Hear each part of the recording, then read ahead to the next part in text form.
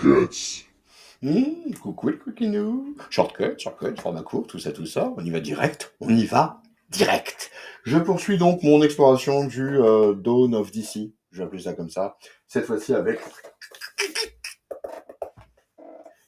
Dawn of Shazam. Shazam. Ouais. Alors, pourquoi ce ouais? Okay. Donc, Dawn of Shazam. J'ai un mal de chien avec ça, Shazam. Pour moi, c'est Captain Marvel. Je vous dis. Ça, je suis un vieux connard. Donc, Shazam, pas. Alors attention aux érections pestilentielles. Mark Wade, Mark motherfucking Wade. Tu te rends compte? Mark Wade, juste. C'est également dessiné par José Campbell, Dan Mora. Oh, un jour il faudrait que je vous parle de Klaus, Morrison Mora. Et, et également avec donc au dessin Evan Shanner, pardon. Dawn of Shazam. Faut que j'arrête avec ça, putain. Donc, de quoi qu'est-ce qui se passe? Il se passe. Alors déjà, commençons par le commencement du début. On va dire que c'est en deux, peut-être même trois parties. La première partie, j'ai kiffé ma race de ouf. La deuxième, ouais. La troisième, ah oui. Ah oui, si. Alors la première, ça nous parle de, non pas de Shazam, Captain, hein, mais de Marie Marvel. Vous voyez, ça n'a pas de sens, ça. Marie Shazam, à la limite, Shazam Marie, j'en sais rien. Mais alors, Shazam, Marie Marvel. Bon, bref. Donc, Marie Marvel, donc, alors vous savez que Bill Batson, qui est le Shazam, il a partagé ses pouvoirs avec sa fratrie adoptive. Donc, on a plusieurs de ses frères et sœurs qui ont hérité d'une partie du pouvoir. Puis là, hop, Billy Batson a disparu. Oh, il a disparu, on ne sait pas. Si on sait un peu, mais on ne sait pas. Et donc, tout le pouvoir, ou presque en tout cas, enfin la seule qui en est qui a encore des pouvoirs, c'est Marie Marvel. C'est donc Marie. Et Marie, eh ben, Marvel, enfin Shazam, c'est comme les poils, elle en a plein le cul, en fait. C'est-à-dire que concrètement, euh, elle rêve d'une vie estudiantine, vous voyez, un petit peu.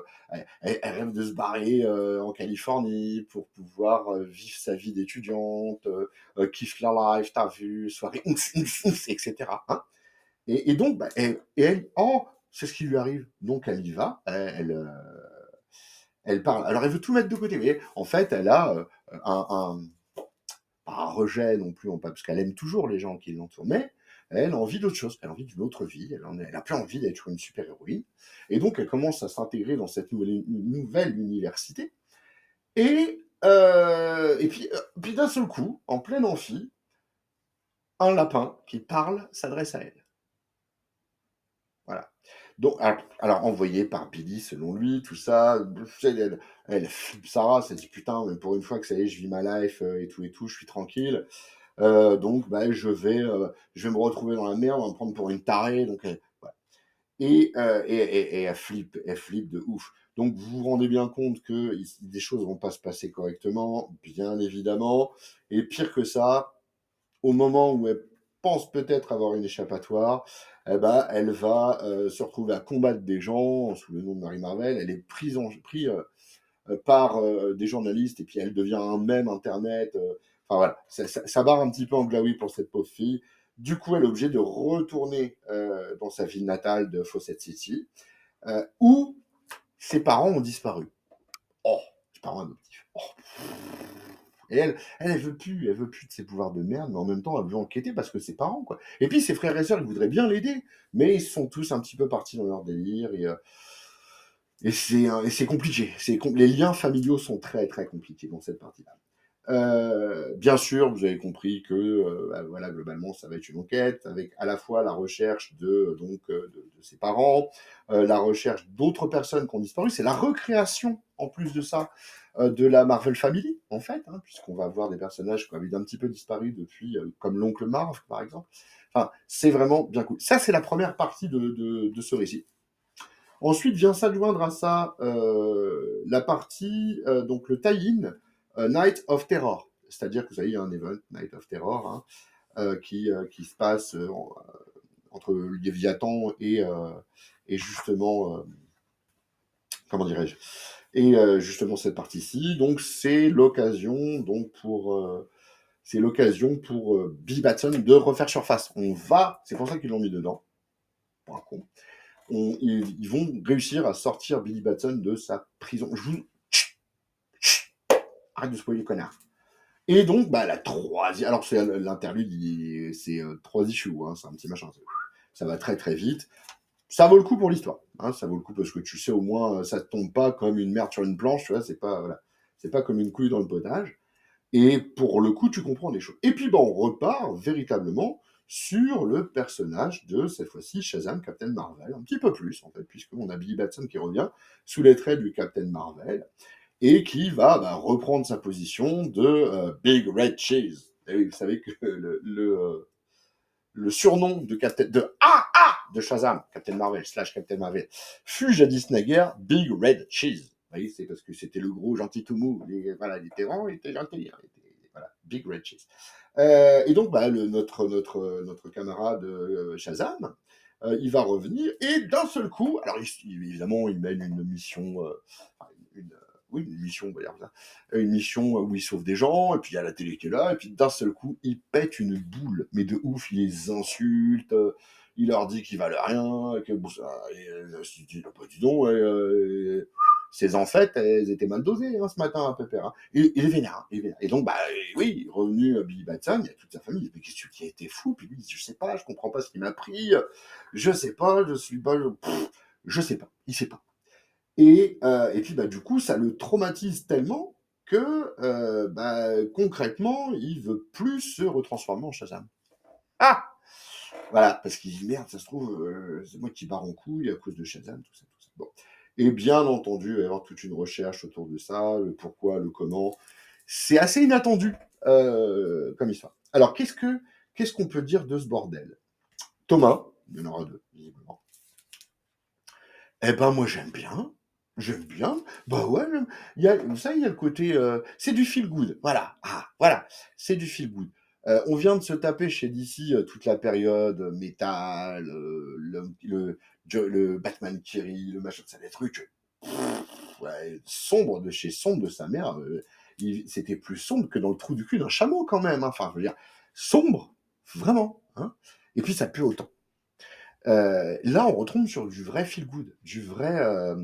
Ça fait du bien. Tu vois, JSA. Alors, j'ai quelqu'un qui me dit ah, JSA, c'est des petits nickel. Je m'en fous. Ça fait du bien dans l'esprit. Et ben pareil, Shazam, ça fait du bien.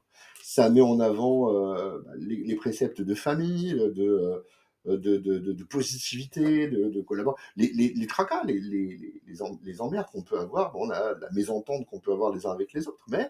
Mais au travers de cela, il y a le principe de. Alors, après, on dirait, c'est gnognon, mais ta gueule, ta gueule. Le principe du, on transcende pour aller vers du mieux, voilà, il y a cet amour filial et fraternel qui est entre eux, cet échange qui est entre eux, ce refus de faire du mal. Enfin, ouais, non, c'est cool.